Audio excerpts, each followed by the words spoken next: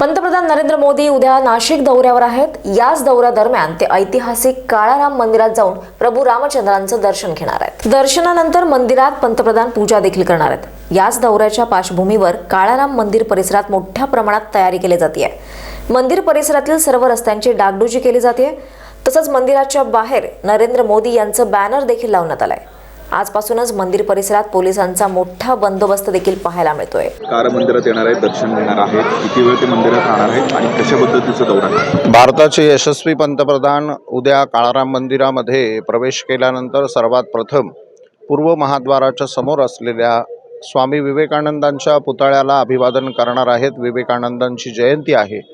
पूर्व महाद्वाराहून प्रवेश केल्यानंतर हनुमंतरायाचं ते दर्शन घेतील, आतमध्ये येतील, प्रधान संकल्प त्यांचा त्या ठिकाणी होईल। त्याचप्रमाणे प्रभू रामचंद्रांची आरती संपन्न होईल, प्रसाद दिला जाईल आणि प्रदक्षिणा करून पुन्हा विश्वस्त मंडळ त्यांचा सत्कार करेल। आणि त्याचप्रमाणे आयुष्मान कार्डचं जे एक योजना आहे की आलेल्या प्रत्येक भाविकाची आयुष्मान कार्ड काढून तो प्रदक्षिणा करू येऊपर्यंत त्या ठिकाणी त्याला ते कार्ड मिळेल। आणि कथा कीर्तनसुद्धा उद्या मंदिरामध्ये पंतप्रधान मोदीजींच्या हस्ते होणार आहे। किती वेळ?